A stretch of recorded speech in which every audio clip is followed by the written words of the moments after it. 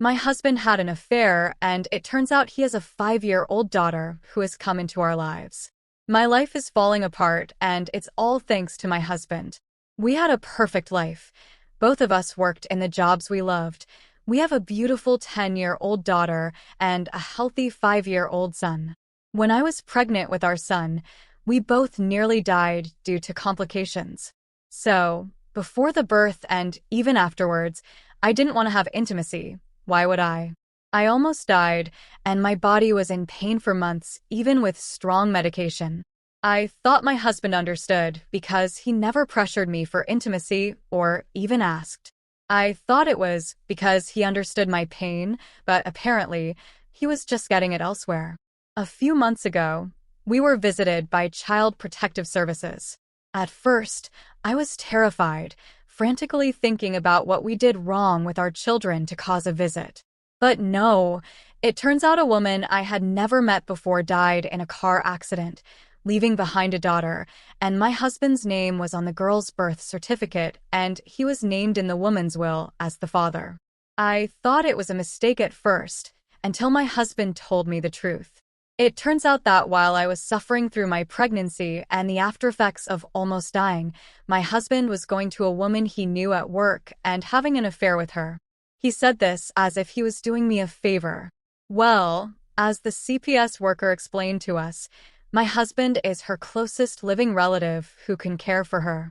The woman's family apparently wanted nothing to do with the poor little girl.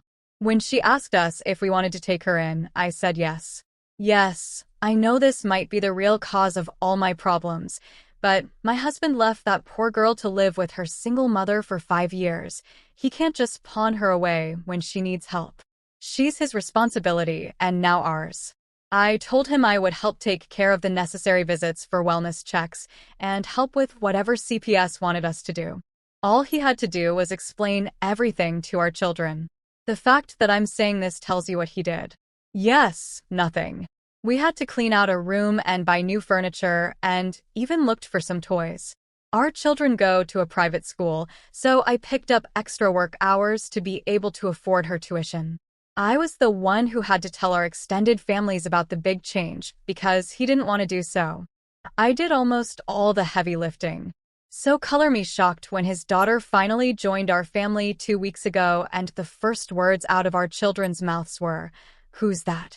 Yes, I was the one who had to tell our children's school, extended families, family doctors, and my workplace about my husband's affair and the subsequent addition to our family.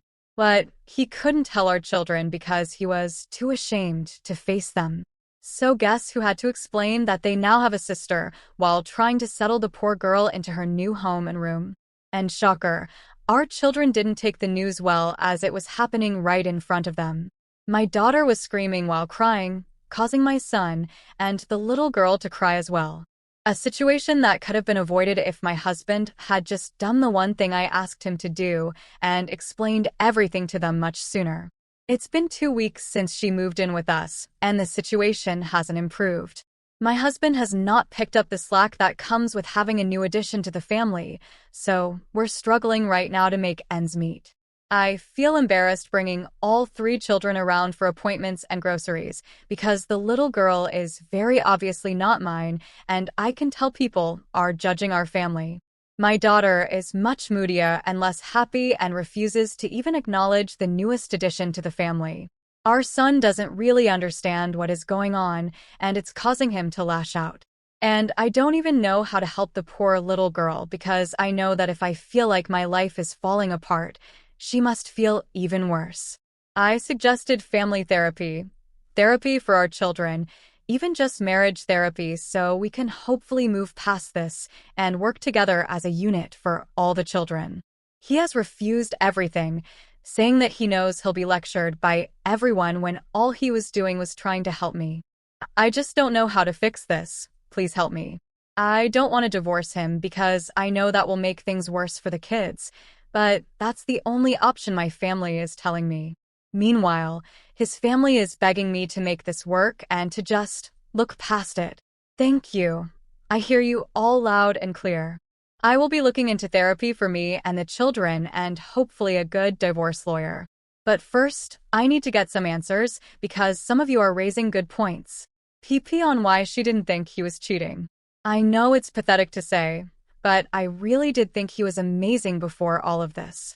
When I gave birth to our daughter, he stepped up by caring for her and doing housework. He was an attentive father to both of our children before all of this. I could tell him I needed a break and he would just step up and make sure I could relax. I don't know why he had an affair and then tried to excuse himself, and I don't know why he decided to stop caring for our children as much as he used to. I guess I just keep hoping that if we all go to therapy and find the root of the issue, we can fix it and go back to how our relationship used to be. Now reading all these comments that sound just like my family, I guess I was just being naive. OP on leaving the child with her father as the girl is not OP's responsibility. I have to disagree with this comment. As much as I hate my husband's actions, I do not hate her enough to just abandon her in such a terrible time for her. I agreed to bring her into our home, so she is indeed my responsibility as much as my husband's. And I didn't say this at first because I didn't know if it was important, but she and my son have gotten really close in such a short amount of time. I would feel heartbroken separating them. Update. I'm sorry, you all were right. It was a lie. When all of you pointed out how the kids' responses to the youngest arriving didn't make sense, it made me realize how correct that was. They came home to a room all made up and I made passing comments to them asking about how excited they were for the youngest's arrival. They should have known about her. At that moment, I decided to just ask my older daughter directly why she was still so upset about it, and I think subconsciously I knew I wasn't going to get the truth from my husband. So I went to her room while she was lying in bed and asked her. I told her I had asked her father to explain to them both what was going to happen. They had seen her new room. I talked about her with them, so I don't understand my older daughter's reaction. So yes, it turns out that my husband didn't tell the kids or me the truth. A surprise to no one, I'm discovering. The story he told the kids was that the younger one was the daughter of one of our friends, and we felt so bad that we had to take her in. Nothing about her being his half-sister or that he had a daughter with another woman. Well, when she came home that day and the kids asked who she was, the photos we were able to share of the younger one showed her with braids and dressed very differently than when she arrived. It was my response to them that ruined his little lie. This is, name of the younger one, your half-sister, remember? Our son was too young to really understand what it meant, but our daughter did. That's why she was so upset that day, not because of the new addition to the family, but because of what the new addition meant. I apologized for causing her to be upset that day, for not sitting her and her brother down for a real discussion about how they were feeling, and for making sure her father did what he was supposed to do, and I apologized for talking to her now, only after she had a well-deserved reaction to all of this. My daughter accepted the apology, and I asked her if that was the reason she was distancing herself from the younger one. She told me that was part of the reason, and because word had spread at her school about what the new addition to our family meant, and now she's being teased and bullied for having a father who is unfaithful. It broke my heart to realize how badly I had handled everything. By continuing to plead with the man of no character they called a father to help them and then allowing him to reject me, I was essentially allowing the needs of all the children to be ignored. I told my daughter I would enroll her, her brother, and her sister in therapy. Of course, the pathetic man tried to beg me not to do it when I mentioned enrolling the kids, but I told him to just give up. The lives of all 3 children have changed, and it will help them adjust to have a professional to talk to. He's been grumbling and complaining about it, but I don't care anymore. And this may cause many to be upset with me, but I'm in the process of getting my husband to transfer custody of the younger one to me.